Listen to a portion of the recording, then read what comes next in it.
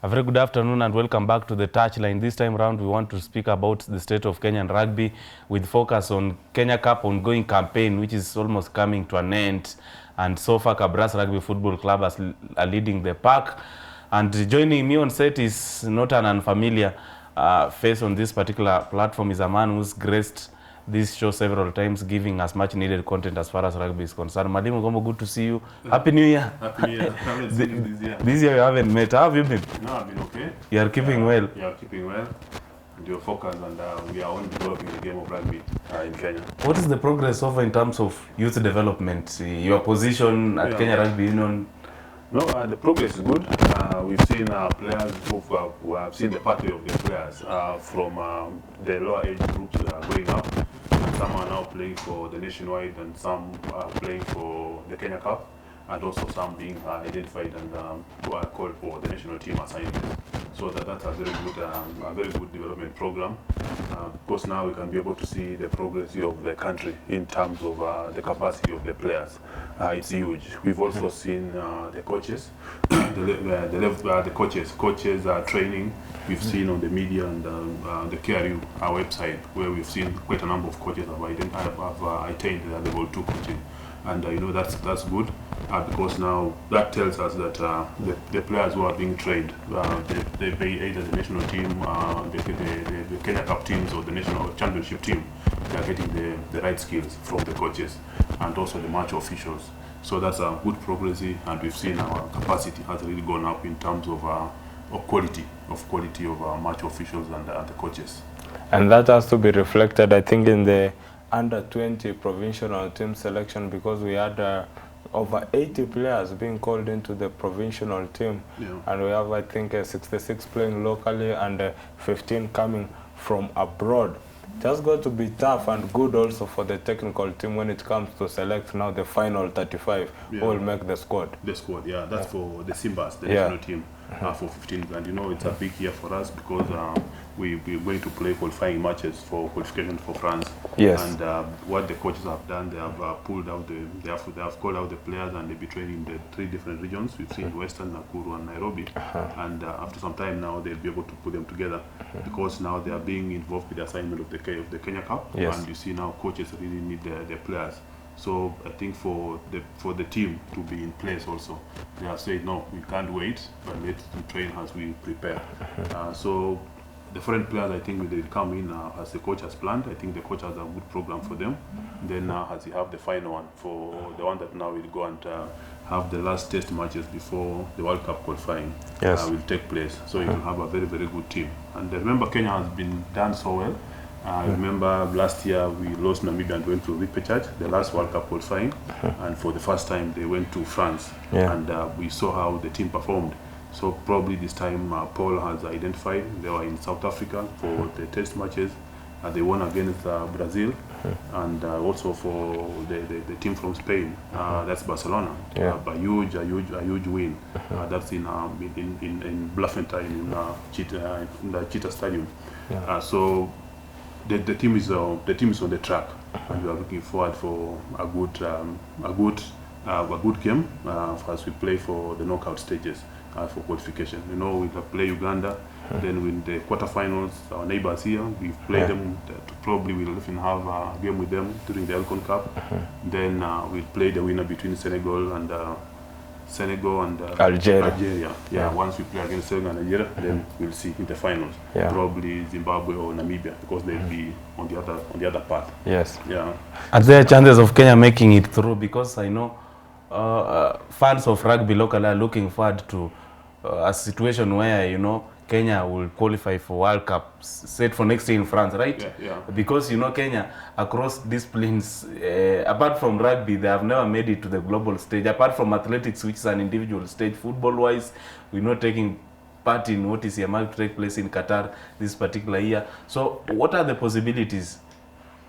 Well, rugby has been there in the World Cup, and we've seen Shuja has been there in the World Cup. And France, we were in the semi-finals. We've done so well in the 7th circuit. We won even in Singapore in 2016. Yes. Yeah, and with the 15th rugby, we've also done well. You remember last time we went to 2011, we went to the finals. and we were only to beat Zimbabwe because we had beaten Namibia, and Namibia was a big threat. But unfortunately, we lost to Zimbabwe by a very small margin. Last 2019 World Cup, we also went to the finals and with Namibia, and that's why we went for the repechage. So Kenya is known, and when you look at the statistics in Africa, Kenya is number 2, following very closely to South Africa. So it's just a matter of unlocking a few things, the way the coaches are doing, and I know we'll be there. We have a high chance of qualifying for the World Cup because we have what it takes. Yeah, because we've seen the Shujas they're doing well, and we also seen the local league now being very competitive. That tells that our players are getting the right coaching skills, and the game also gone up, and we can now be able to compete well in the global stage. Plenty of talent at the grassroots, much untapped potential. We've seen even at the level of national rugby sevens team, Shuja, the likes of Johnston Olind, Daniel Tabu, most of them coming as, you know, from school level. Yeah. What is the progress in terms of working in partnership with Kenya Secondary Sports School Association games in terms of identifying and nurturing talent that is found in secondary schools? Yeah. So KSSA has been a very good stakeholder for Kenya Rugby Union, and Kenya Rugby Union has gone in to assist KSSA in terms of branding the games. We've seen the match officials, those ones who are doing, they normally come from KSSA. Even the coaches ourselves. Take for instance, being a teacher and was coaching high school, and went on to part of the nationwide team, Kombo FC, and also being a high school teacher and coaching a team to go and win for East Africa. That's in Gulu for KSSA, and brought gold for Kenya. So that was a big plus for us. So when we look at the contribution of KSSA to this particular Kenya Rugby Union, to contribution of KSSA, they are playing a huge role. And when you look at these players who are growing up, we also have the academies, like Comrades Academy, the Shamans Academy in Western. They are also assisting in terms of building the talents. And Kenya Rugby Union has also established what we call the RDOs, the Regional Development of SARS, across the country, who are doing massive development programs. You've seen in Nakuru, we have Victor Odward, who is running the program for the kids, age grade kids. And these particular kids, they are the same guys who come from the primary section and join the secondary school, then from the nationwide. So they're being monitored the pathway of these players. We have Kongo in Nyanza, we have Mwenesi in Western, we have David Weru, who is here in Nairobi. And I also been looking at David Weru, the program, what is done with the Nairobi. And he's starting tournaments every weekend for the kids to come and play. And finally, these kids are from under 10, under 12, under 14. So there's progress for these particular kids as they grow. Then we have elite coaches like Paul Murunga, now who comes in and identify these particular players and put them in the national team. And we also have the under 20 coach who is very keen on the collecting of the data. This has been collected from the field by these the RDOs and the elite coach. So it takes this data and now looks at these particular players and put them in the national team. So we can be able to monitor, and these particular players now move on to the club. And I was seeing even the 20 players who played during the Safari Sevens. Now they are playing very well for the Kenya Cup teams. Like I was seeing Karen Nyabonyoike, who is doing so well with the Northeast RFC. So KSSA is a good partner, is a good stakeholder, but Kenya Rugby Union also assists in terms of giving them the right personnel to run the game. And some of these coaches who are even training in the schools, they're also being trained by Kenya Rugby Union. Yeah. It's a big day also, considering that Kenya Cup is also coming to an end, because we are considering, I think, match day 9 today, match day 10 coming up also, and we are having crunch matches, teams that never expect that they can go down, they might go down, and we might get also a new winner. But well, so far, what do you make of the Kenya Cup season this time round? It was a season that we had the COVID pandemic coming up, it disrupted everything that when it comes to rugby, but at the end of the day, we are back on the field of play. I think this is the first Kenya Cup that we are having post the COVID era that we're experiencing at the moment. Yeah, well, it's good to see that the rugby is back and it's being played. I think we were really affected the season, the previous 2 seasons. That was 2020 and part of 2021. Yes. Where you could see even the lower leagues, the games didn't pick up. But these are good season, and as much as we've mitigated through, and now the games are on, and we're happy. We're coming towards the end. But now we can also be able to see how the games now are being played in Kenya. They're very competitive, the Nationwide Championship and Kenya Cup. And the way you're saying Kenya Cup, we have teams in unfamiliar territory. That tells us that our game has really grown. Yes. And also the people who are coaching, the officials, Yes. the coach, the technical team, we find that they are doing a good job, because if a team that was not expected to do well now is doing well, Yes. that tells us there's a lot of competition, and that's good for the Kenyan rugby. So it even gives the coaches, the national team coaches, an ample time and easy time to identify the players, because their talent is being developed across all the teams. It is also a big time for the Kenya Cup when it comes to a conversation where we are not talking about the eventual winner of the Kenya Cup, but we are talking about a situation where teams that we never expected to be battling the relegation zone are there. Today at the Ngong Race Course, we're having Nondis going against the Impala Saracens. What do you make of those two teams at the moment? Well, when you look at Nondis is one of the oldest team, and Yes. it's contributed a lot to the Kenyan rugby. When you look also at the Impala, and you look at, they have rich people from Impala, the players, and they have really assisted the national team. You look at the late Ayimba, also came from Yes. there, and he's taken over and to run the national team. So it's a good competition for the team, and it's a season for it's a good season. And when you look at it, with this team have got still 2 more matches to play. Before now, we know actually who will be able to go down, but each team has got still a chance to go up and some to come down. Yes. Yeah. Traditionally, it has always been a 2-horse race between, Cabras and KCB, with Homeboys RFC also slightly coming in. This time round, how do you see it going? Well, until we have the last 2 matches, that's when now we'll be able to know on how the playoff will look like. But so far, I've seen Cabras is still doing well, and KCB. Those are the teams that have really invested, and they have done well with their game structure. So we do expect them to do. And last time, when you look at Cabras, and we are looking at how the coaches will be able to approach the matches. So when it comes to the final, it's actually a different game. But when it comes to the part of the fixture, that's also a different game, because coaches approach the games differently. But when it comes to the playoffs, that's a knockout now phase. Now where the coach now it comes up with a different game structure for the game. You can expect that a team that has not been doing so well when it goes to the playoff, and it gives surprise, because now the coach has prepared well the team, and he knows this now the game that we are going to play. So it's you'll be able now to see, you can hardly tell how they'll be able to play at the knockout stage. You've got also to give it to the university sides when it comes to Kenya Cup, because we have got most there that is really performing very well. We have got Black Blood of Kenyatta University, and also now Strathmore Leos. I think it is now the second time that Strathmore Leos are trying to peep and making it also to the semi-finals of the Kenya Cup. Yeah, just the way you said earlier, it's about the development. Yeah. And some of these we have players who are going out, and the players who are coming in. Yeah. So now these clubs normally strategize on how to stabilize. And you might find that probably the universities now, they have players who played the last 2 seasons, now they are matured. Yes. They are on their peak now, and they are playing good rugby. Yeah. And also the technical bench, probably they have improved, and they have gone in to look at where have they gone wrong, and that's why they are doing well. Yeah.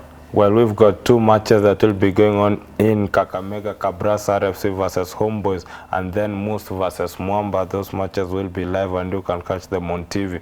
And then we have Oilers versus Black Blood, Harlequins versus Nakuru, and then we'll be finishing off the day with Nondis versus Saracens. And those are the big matches that will be coming your way. Just a sneak peek. When you look at that table, it already tells you that it is going to be a very tough semi-final stage when it comes to Kenya Cup.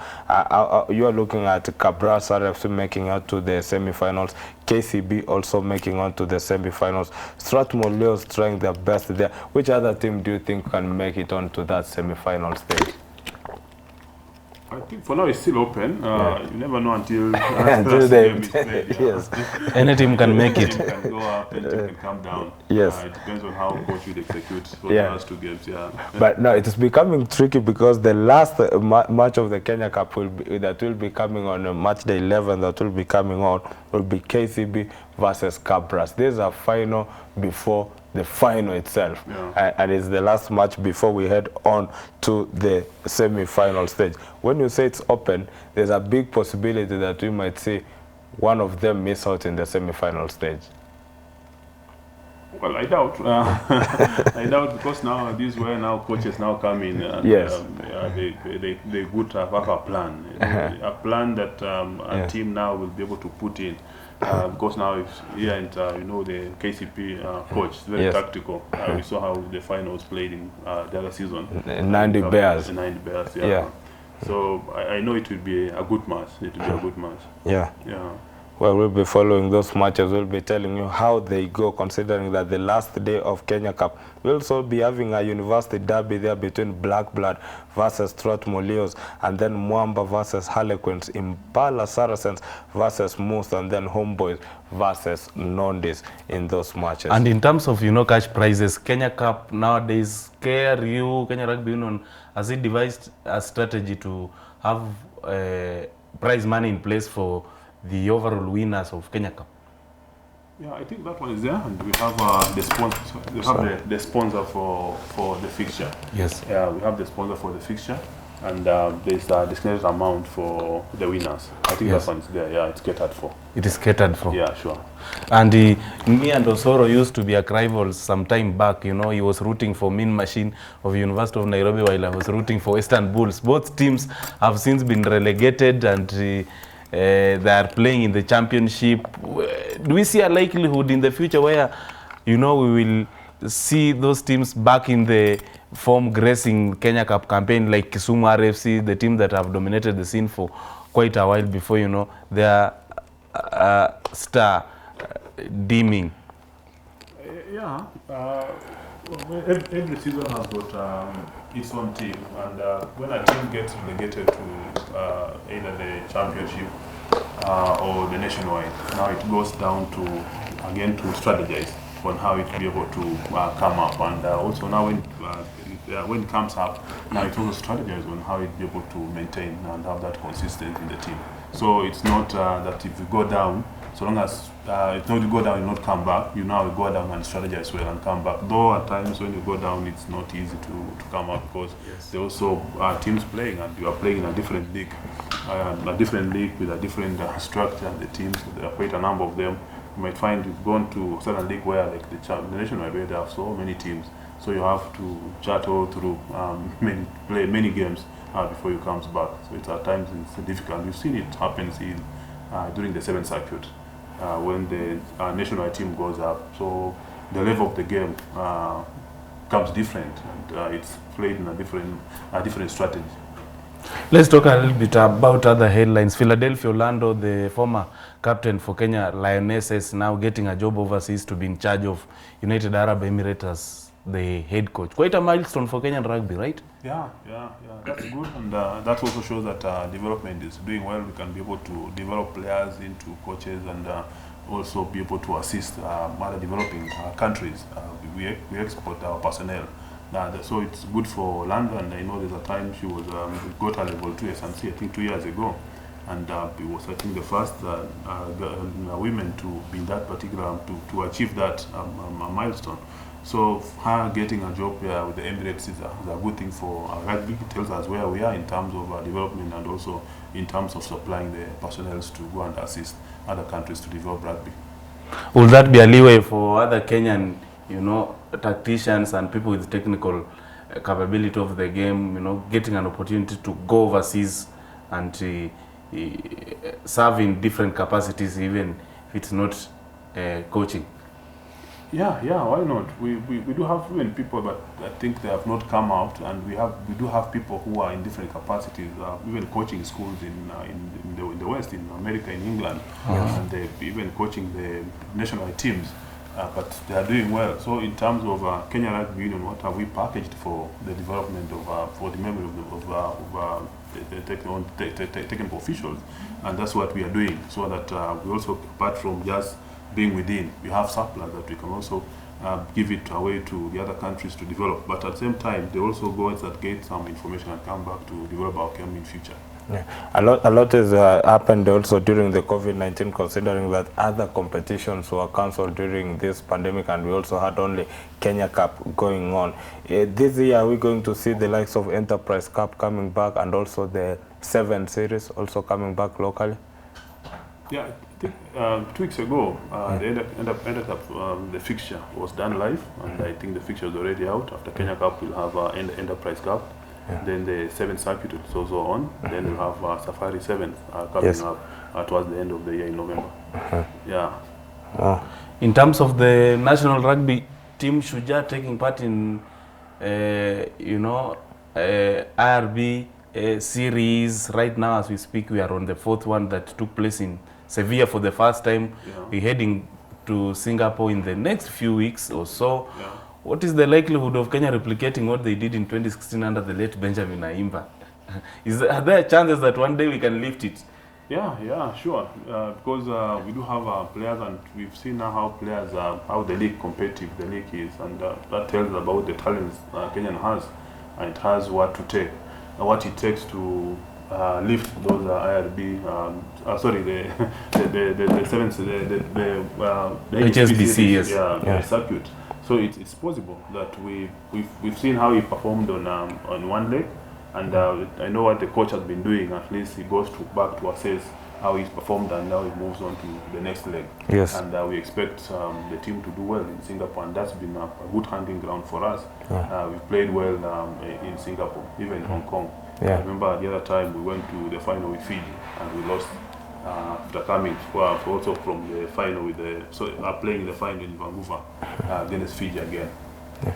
There is a day Namco's Innocent Smio, head coach for the Shuja, said that Kenya needs to devise a tradition in terms of playing format, because we've had several coaches before, like 5 since 2016, and playing format keeps changing. The style of Kenya playing keeps changing with each coach coming on board. How important is the style of Kenyan team playing? How important is it the style being a uniformed one? Yeah, I think it's good, especially when you look at our team. It's normally comprised with the players from the local league, yes. From Kenya Cup, and some coming from the championship. And these particular coaches, they undergo the same training, and players playing the same format. It's very easy, and a player from Nakuru and a player from either Nairobi team, and playing in the same Kenya League, it's easy to gel. And I think the coach was saying it's high time that now we play the same format, but now it's easy because the training is done by the same trainers. The coaches are undergo under the same trainers, probably for level 3, like Curtis, who got his level 3, yes.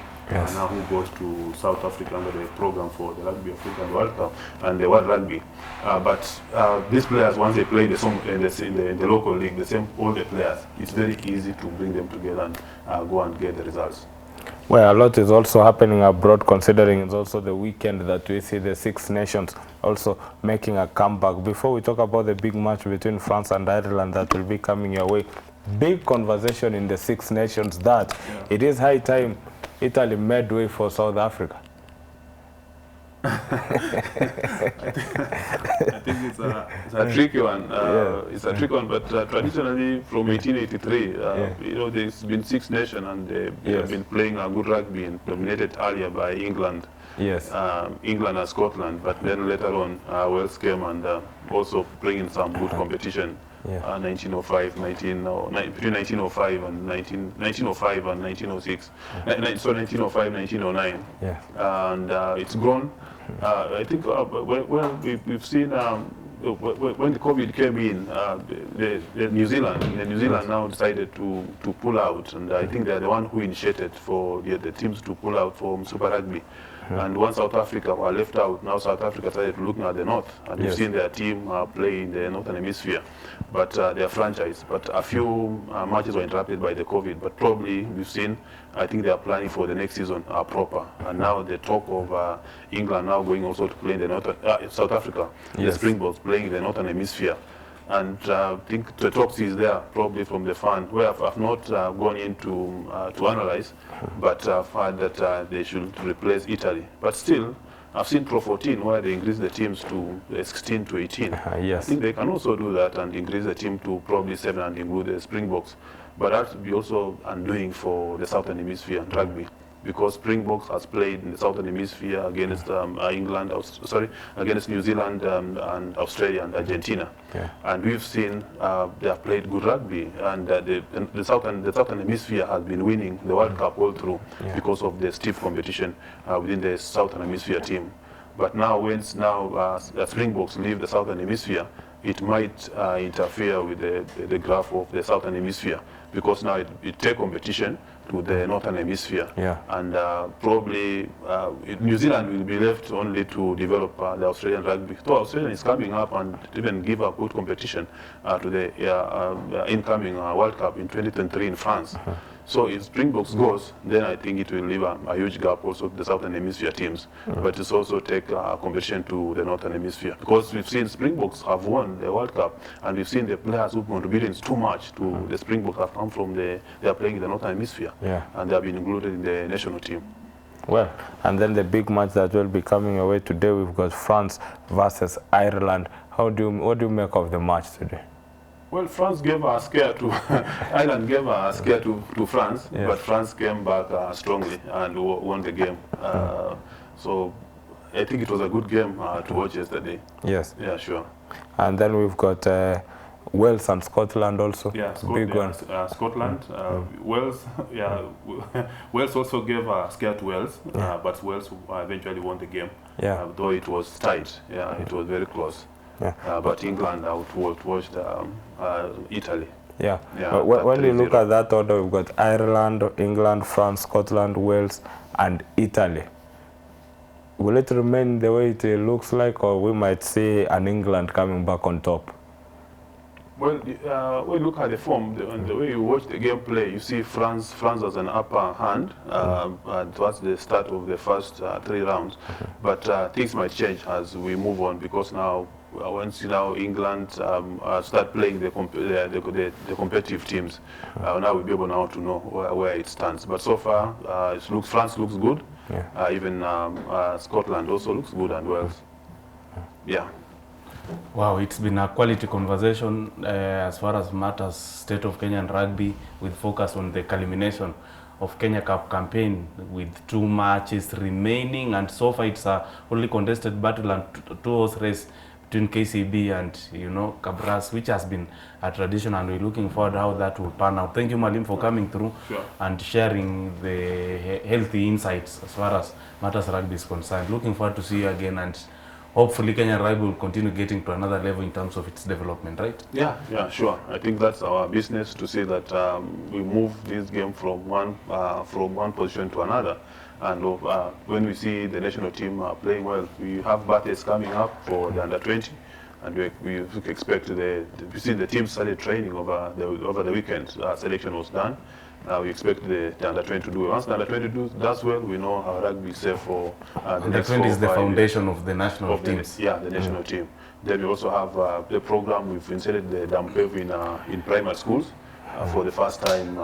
If we didn't have that program in primary schools, but traditionally, some of the players who've done well with the national team, they started rugby so late.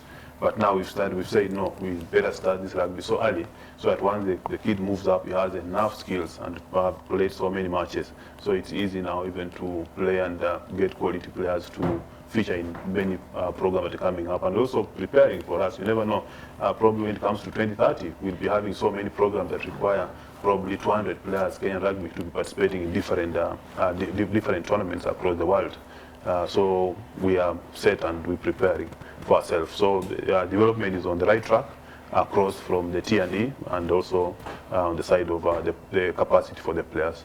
Thank you for coming through and all the best. Of course, the show still continues until 3 o'clock. Don't go away, stay tuned. Coming up next is, the highlights of what happened in midweek as far as UEFA Champions League is concerned before we discuss international football headlines.